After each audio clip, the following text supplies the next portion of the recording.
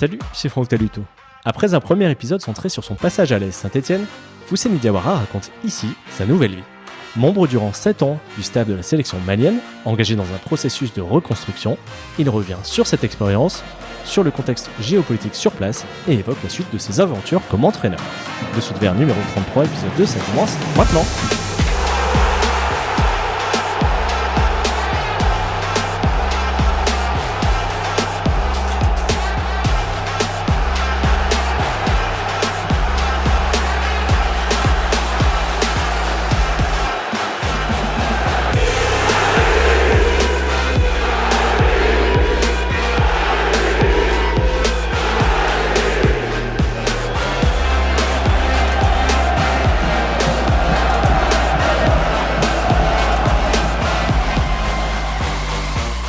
À quel moment tu as envisagé de passer de l'autre côté ? Est-ce que tu as embrayé très vite après ta carrière de joueur sur un poste au sein de la sélection malienne ? Ça a été une opportunité ? C'était un vrai désir de ta part ? C'était avant tout la volonté des dirigeants, président de la fédération, vice-président. Moi, honnêtement, je n'avais pas spécialement pensé à être dans un encadrement technique. Moi, dès que j'ai arrêté, ils m'ont proposé dans la foulée le poste de sélectionneur adjoint, mais je n'avais pas passé mes diplômes. Donc j'avais poliment refusé en disant que j'allais m'inscrire à la formation pour voir si ça me plaît. Et dès que je me suis assis, j'ai une feuille et un stylo, on m'a demandé de m'exprimer. J'ai vu tout ce que j'ai écrit, j'ai compris que je pouvais prendre du plaisir et amener un petit peu ma vision du football au Mali.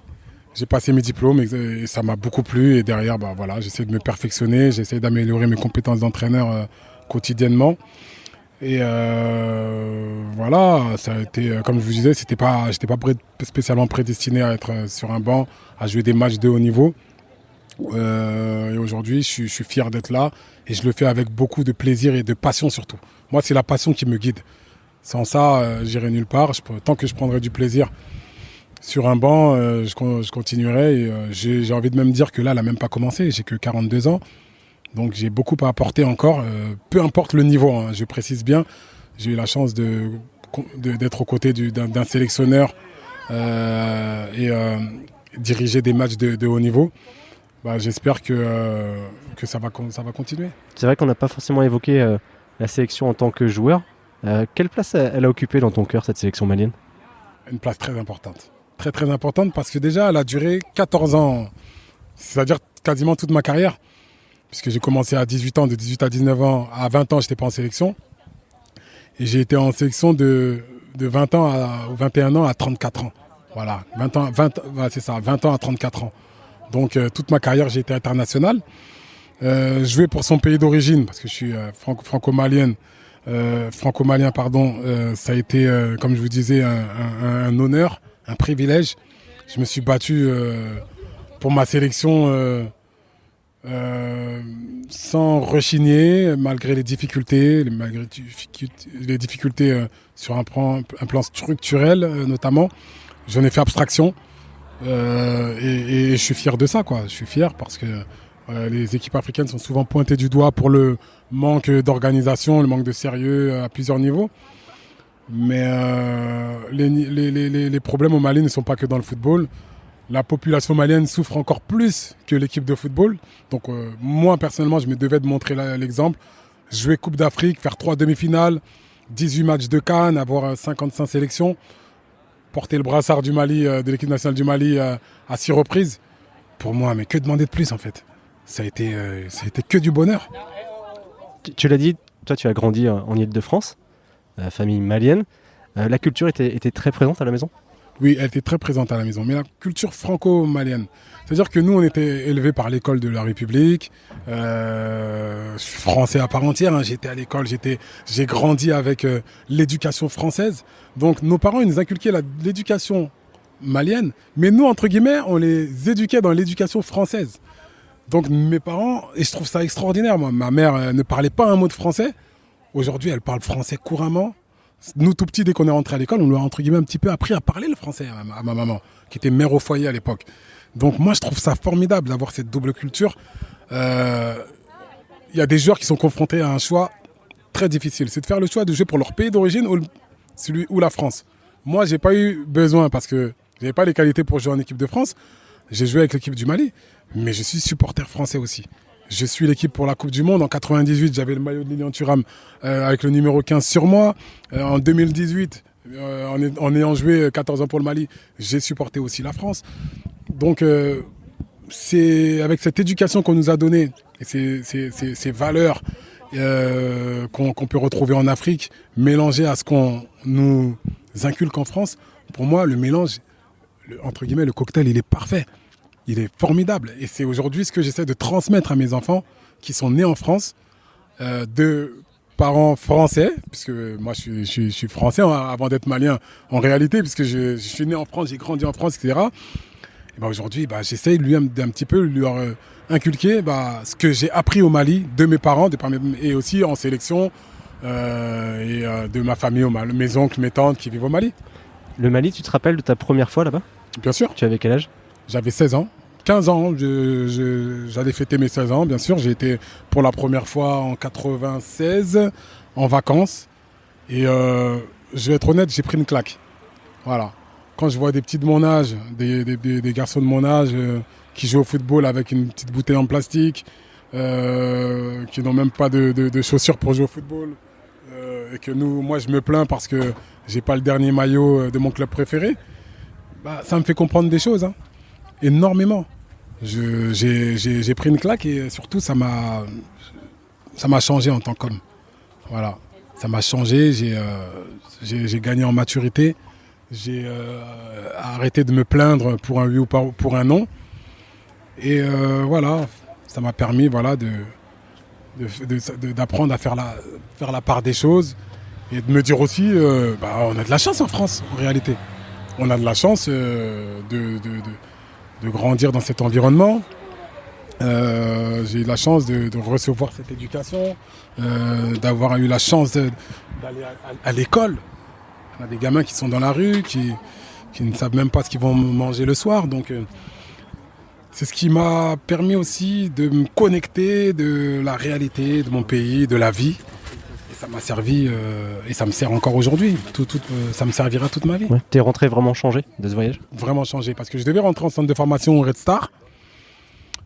Quand j'étais plus jeune, j'étais assez turbulent comme gamin, respectueux, mais j'ai fait des 400 coups. Sous mes airs de faux calme, j'ai quand même fait pas mal de petites conneries. Je vivais en banlieue parisienne, vous savez comment ça se passe, les effets de groupe, c'est l'engrenage et on peut très vite basculer du mauvais côté. Moi, c'est le football qui m'a tenu, entre guillemets, puisque mes parents m'ont plusieurs fois sermonné, m'ont puni plusieurs fois, mais le jour où ils m'ont dit tu vas pas au foot, ils avaient touché du doigt vraiment ce qu'il fallait pas pour moi, et j'ai pris conscience qu'il fallait arrêter les bêtises, et c'est à cet âge-là, 15-16 ans, et j'ai su saisir la chance que le Red Star m'offrait, c'est-à-dire rentrer en centre de formation, me concentrer sur le football et apprendre mon métier comme je peux. Tu parlais de la situation au Mali en 96, 20 ou 25 ans plus tard, elle a beaucoup changé. Toi qui as fait les allers-retours entre la France et le Mali en tant qu'entraîneur adjoint, est-ce que tu peux nous parler de la réalité sur place ? Puisque nous, ici, on a les bribes de ce qu'on voit aux infos, la présence française militaire, etc., les drames. Comment toi tu le vivais quand tu te rendais sur place ? Est-ce que tu étais libre, par exemple, d'aller partout où tu le voulais ? Ces problèmes politiques ont commencé en 2012-2013. Donc avant ça, la question ne se posait pas d'insécurité. Malgré les difficultés qu'il y avait au Mali, je peux vous dire qu'on est bien là-bas, malgré tout, avec la population, les valeurs qui sont inculquées, tout ça, aux plus jeunes. On est dans le partage, on est dans le respect. Et ça, c'est des valeurs très, très importantes. On dit souvent que les Maliens, on peut, mais donnent tout. Donc, moi, je me suis très vite identifié à ça. Et ça m'a servi de repère. Alors, la situation géopolitique s'est complètement dégradée avec la guerre au nord du Mali. Nous, on vit ça de loin. C'est vrai, parce que c'est dans la zone désertique, au-dessus de Gao, Tombouctou. C'est vraiment le nord du Mali, dans le Sahel. Et dans la capitale, on ne le ressent pas trop. Voilà. Mais sur un plan économique, c'est vrai que les répercussions sont quand même assez graves. Mais le Malien n'est pas fataliste. Le Malien va de l'avant. Même quand il a peu, il se bat pour obtenir plus. Et voilà, donc c'est regrettable ce qui se passe depuis tant d'années, toutes ces instabilités qu'il y a eu au sein du gouvernement. Mais voilà, le Mali se bat, le Mali sortira de cette crise de grande ampleur et on espère qu'on ne commettra pas nous les mêmes erreurs et qu'on essaiera justement d'avancer et d'offrir à la jeunesse malienne un futur beaucoup plus radieux. Tu parlais de répercussions sur l'économie. Aujourd'hui, quelle est la situation du football malien ? On a vu des grandes générations dont tu as fait partie avec Frédéric Kanouté, Seydou Keita, etc. Où est-ce qu'on en est aujourd'hui ? Est-ce qu'il y a tout bêtement un championnat sur place ? Oui, il y a le championnat de première division et de deuxième division. Donc il faut savoir qu'entre 2016 et 2019, le championnat malien a été stoppé parce qu'il y a eu une crise au sein de la fédération malienne de football.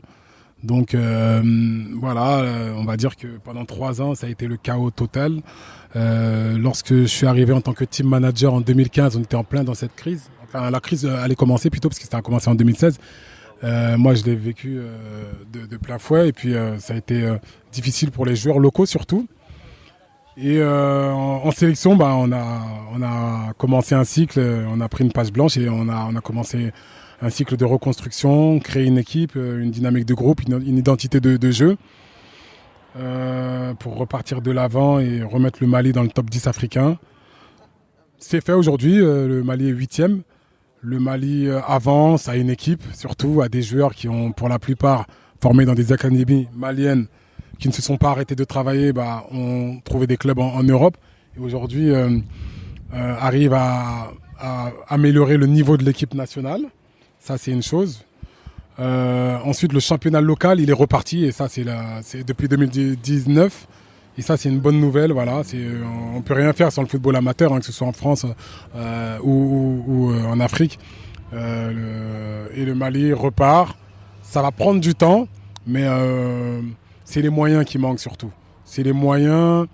Et la fédération essaye, contre vents et marées, ils subissent beaucoup de critiques, mais essaye quand même de structurer ce championnat malien, même si, comme je dis, on manque de moyens. Quand on dit manque de moyens, c'est manque d'infrastructures. Pour donner une bonne image du championnat, il faut déjà des bons terrains, une aire de jeu digne de ce nom. Et puis, c'est pas encore le cas au Mali, mais les anciens, justement, on est là pour essayer de contribuer au développement du football local. Tu as passé, je crois, 7 ans parmi la sélection. Quel bilan tu dresses de cette expérience et pourquoi elle s'est arrêtée finalement ? Comme je vous le disais, à la suite de ma carrière, on m'a proposé d'être sélectionneur adjoint, de rentrer dans le staff, parce que j'avais un rôle déjà avec les jeunes joueurs en sélection. Lorsque j'arrivais en fin de carrière, j'étais vice-capitaine, parfois capitaine. Donc je me devais de prendre la parole, de montrer l'exemple en tant qu'ancien. Et ce rôle, je l'avais tellement pris à cœur que lors de mon dernier match, ma dernière sélection, lorsque j'avais décidé d'arrêter et que j'en avais fait part aux dirigeants, ils m'avaient demandé de continuer encore 1 an. Mais je leur ai dit que j'avais pris ma décision, que je voulais vraiment arrêter, que le corps ne suivait plus, des douleurs aux adducteurs, aux genoux.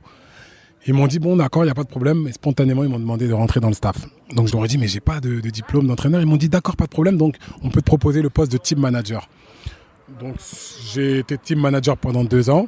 Le sélectionneur à l'époque en place était Alain Giresse, donc à ses côtés j'ai appris pas mal de choses, notamment comment organiser un stage pour l'équipe nationale, comment suivre les joueurs qui évoluent à l'étranger, comment planifier les séances, et en parallèle j'ai passé mes diplômes. Donc lorsque j'ai obtenu mon diplôme et que le sélectionneur Giresse s'est fait remercier en 2017, on m'a demandé d'être adjoint d'un sélectionneur local, Mohamed Magasuba, qui lui a eu le poste. Et ça a été très vite. J'ai tout simplement essayé d'apporter ma vision, faire partager mon expérience en sélection, mes 14 années où j'ai vu du pays, j'ai joué des compétitions, notamment à la CAN, comme je vous le disais tout à l'heure, 4 Coupes d'Afrique, donc beaucoup de matchs. J'ai joué dans beaucoup de stades en Afrique. Donc C'est pas suffisant hein. Pour être sélectionneur adjoint. C'est pas parce qu'on a joué qu'on a la légitimité pour conduire des séances. Donc j'ai aux côtés du sélectionneur contribué à construire un projet de jeu et redonner une identité tout simplement à l'équipe nationale du Mali qui sortait d'une campagne de qualif Coupe du Monde catastrophique en finissant dernier du groupe, en ayant perdu 6-0 contre le Maroc.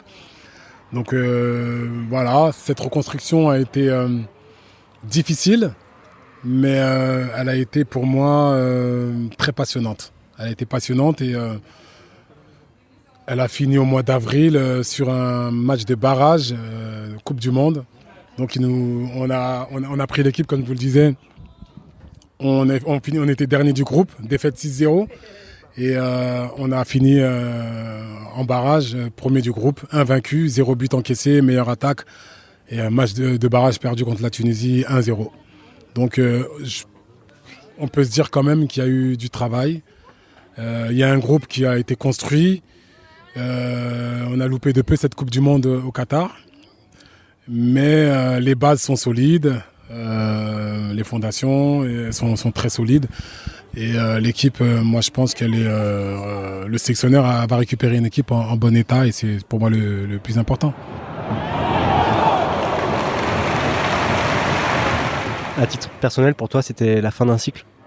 Oui, c'était la fin d'un cycle parce que 5 ans en tant qu'adjoint, 5 ans c'est un discours qu'on essaie de renouveler, qu'on essaie de rafraîchir, mais une nouvelle après un cycle qui n'a pas abouti sur une qualification, je pense qu'il faut passer la main. Pour moi, c'est logique. On connaît aussi les règles du football. Hein. On est aussi guidé par les résultats. Globalement, ils ont été bons puisqu'on a subi que 2 défaites en match officiel sur une vingtaine de matchs. 2 défaites, 1 but à 0. Donc, on peut se dire que le travail de fond a été fait. Ce qui va être intéressant maintenant, c'est la continuité. Il y a un nouveau sélectionneur qui est arrivé, il récupère l'équipe sur des bases très saines. Et si jamais l'équipe arrive à se qualifier ou remporter une CAN, on se dira qu'on a posé les premières pierres et ça, ce sera toujours une fierté. Tu as parlé de tes diplômes, la suite c'est quoi pour toi ? La suite déjà c'est du repos. Depuis le mois d'avril, je n'exerce plus avec l'équipe nationale du Mali. C'est pas pour autant que je me repose totalement puisque je suis consultant sur Canal+ International. Donc je commente pas mal de matchs en Afrique. Pas mal de matchs en Afrique, oui, des matchs de Coupe d'Afrique, mais des matchs européens aussi, que ce soit les matchs de Ligue des Champions, le championnat français, la Ligue 1, le championnat italien, la Bundesliga, les championnats espagnols notamment. Et pour moi, ça me permet de rester connecté avec la réalité du terrain, même si je ne suis pas sur l'aire de jeu.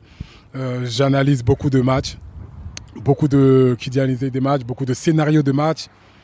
Ça me permet encore une fois d'enrichir mes connaissances sur le métier de coach, mes compétences d'entraîneur. Et voilà, j'attends le moment propice pour pouvoir me remettre sur le marché. Je ne sais pas quand il viendra, mais en tout cas, après 7 ans, je pense qu'il faut quand même du repos, au minimum 1 an. Maintenant que tu as été adjoint, est-ce que c'est un rôle dans lequel tu voudrais continuer ? Est-ce que tu te vois plutôt numéro 1 ? Pour être honnête, je pense qu'à un moment donné, il va falloir franchir le pas et se dire que c'est le moment d'être numéro 1. C'est le moment d'apporter ses idées concrètement, de les faire partager à mon staff. Voilà. Tout en restant à l'écoute des idées qui pourraient construire et qui pourraient renforcer les miennes, définir un projet de jeu, le mettre en place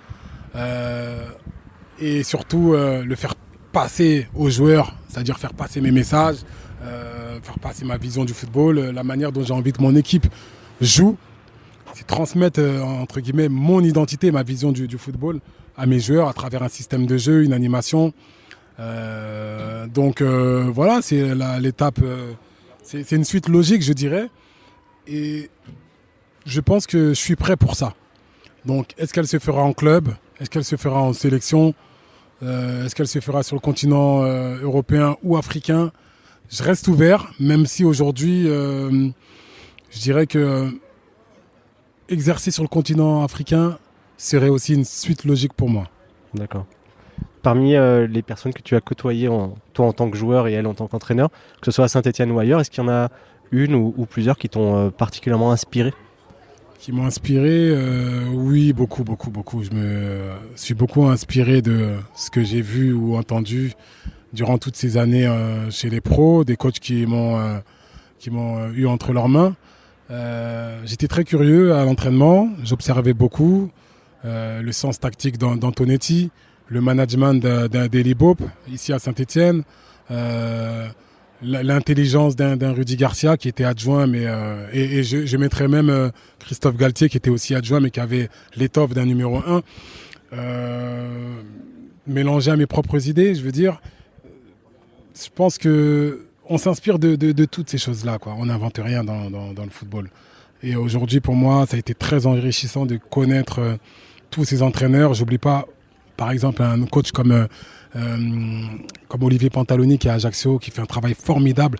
Mais en termes de management, tous les coachs que j'ai connus, je le mettrais numéro 1. Aujourd'hui, j'entends parler d'un Carlo Ancelotti, son style de management. Et ben, je peux comparer celui de Olivier Pantaloni qui est à Ajaccio, en Ligue 1 aujourd'hui, mais qui a fait des années en Ligue 2, à celui d'un manager comme Ancelotti. Donc c'est pour ça que c'est enrichissant. Et c'est avec le recul, quand on analyse tous les coachs qu'on a eus, qu'on prend un petit peu de tout le monde et qu'on se dit ça a été plus qu'enrichissant d'être joueur, quoi, de côtoyer des entraîneurs. Ça a été plus que ça, surtout quand on exerce ce métier d'entraîneur. Ce serait facile pour moi de dire moi aujourd'hui j'aimerais faire jouer mon équipe comme Pep Guardiola, comme Jürgen Klopp, les prendre en référence parce qu'aujourd'hui c'est les meilleurs. Mais est-ce que ces coachs-là, si on leur donne une équipe comme la Saint-Etienne, est-ce qu'ils s'en sortiraient aussi facilement qu'un Manchester City peut le faire, Guardiola, ou un Jürgen Klopp à Liverpool? Ils ont des moyens colossaux, des budgets incroyables, ils arrivent à recruter les plus grands joueurs. Donc demain, qu'on mette coach Batles avec Manchester City, je ne vous dis pas que ce sera Pep Guardiola, mais je pense quand même que s'il a Haaland en numéro 9 et s'il a De Bruyne, ça va être beaucoup plus facile pour lui. Tu es donc prêt à vivre une vie foot 24-24, une vie de folie, de passion? Je la vis déjà 24/24. Moi, je me lève tous les jours à 6h45 du matin, tous les jours, et je me couche à 23h. Et je commence par regarder tous les résumés des matchs que j'ai pas vus la veille, par exemple. Bien sûr qu'il y a du temps pour ma famille, bien évidemment. Mais je vis vraiment, je respire football. Et voilà, moi je garde ça en moi, quoi. Je veux dire, c'est mon leitmotiv, quoi. C'est le football, les joies, le plaisir que ça procure. Tant qu'il y aura ça, je serai heureux. Et le jour où je perdrai un petit peu de cette flamme, je pense que je prendrai un petit peu de recul. Mais aujourd'hui, la flamme est intacte, elle est vraiment au point culminant et il n'y a aucune raison que ça change. En tout cas, je pense que pendant de nombreuses années, je continuerai sur cette même dynamique. Mais écoute, je te souhaite plein de réussite, de bonheur dans ce rôle-là et dans ta vie d'homme. C'est gentil. Et puis peut-être qu'on aura l'occasion de reparler de cette carrière d'entraîneur dans quelques années. Avec grand plaisir en tout cas. À bientôt Foussé, merci beaucoup. À bientôt, à très bientôt. Merci à Fousseni pour sa disponibilité et à vous d'avoir suivi ce deuxième épisode. Merci aussi de le partager autour de vous et sur les réseaux sociaux. Vous pouvez également faire grandir ce podcast en lui mettant 5 étoiles et un commentaire sur Apple Podcast ou Spotify. Enfin, rendez-vous sur Facebook, Twitter et Instagram pour continuer la discussion ou par mail à dessous-de-verre@gmail.com. À bientôt, ciao.